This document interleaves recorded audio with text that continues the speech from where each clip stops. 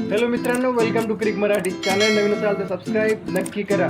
इंग्लंडमध्ये जी इंग्लंड आणि इंडियाची टेस्ट सिरीज आहे, त्या टेस्ट सिरीजमधली पहिली टेस्ट मॅच काल सुरू झाली आणि पहिल्या टेस्ट मॅचच्या पहिल्याच दिवशी इंडियन बॅटिंगने जो धुमाकूळ घातलेला आहे, इंग्लंड बॉलर्सला पळून पळून मारलं.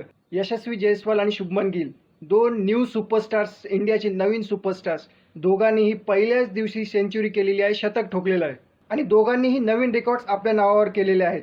यशस्वी जयस्वालने 101 रन्स स्कोर केले, तो आऊट झाला आणि शुभमन गिल 127 रन्स, 127वर सध्या नॉट आऊट आहे. आणि यासोबतच रिषभ पंत 65 रन्सवर तोही नॉट आऊट आहे, त्यांनी आपले हात धुवून घेतलेले आहेत. या तिघांच्याही परफॉर्मन्समुळे सध्या टीम इंडियाने 359 रन्स 3 विकेट्स हा स्कोर केलेला आहे. पहिल्या दिवशी इंडियाने 359 रन्स स्कोर केलेले आहेत आणि 3च विकेट पडलेले आहेत. अरे कोण होते रे ते? नासिर हुसेन, ग्रॅम स्वॅन, इंडियाचे जे एक्स प्लेयर्स आता कुठे लपून बसले? इतके दिवस ते म्हणत होते की टीम इंडिया जी आहे ती फक्त इंग्लंडमध्ये हरण्यासाठीच येणार आहे. ही जी टीम इंडिया आहे याच्यामध्ये विराट कोहली नाही, रोहित शर्मा नाही, आर अश्विन नाही. इंग्लंडसाठी फक्त प्रॅक्टिस मॅचेस असणार आहेत, एवढा त्यांचा जास्त कॉन्फिडन्स होता. आता ते कुठे लपून बसले? इंडियाकडे आता पूर्ण चान्स आहे. फक्त 3 विकेट्स पडलेले आहेत.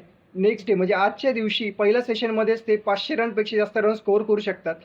आणि एकदा की टीम इंडियाने 500पेक्षा जास्त रन स्कोर केला पहिल्या इनिंग्समध्ये, तर मग इंग्लंडकडे कमबॅक करण्याचे चान्सेस खूपच कमी असतील. इंग्लंडची बॉलिंग आज कुठे दिसलीच नाही. म्हणजे इंग्लंडची कंडिशन आहे, ते बॉल स्विंग व्हायला पाहिजे, सीम असले पाहिजे, पहिला दिवस आहे, बॅटिंगसाठी डिफिकल्ट असला पाहिजे. पण इंडियन बॅटिंगसाठी असं काही दिसलंच नाही. इंग्लंडचे बॉलर कुठे दिसलेच नाही की बॉलिंग त्यांना जमतीये की नाही जमत आहे. टेस्ट मॅच कसे खेळत काही समजत नाही.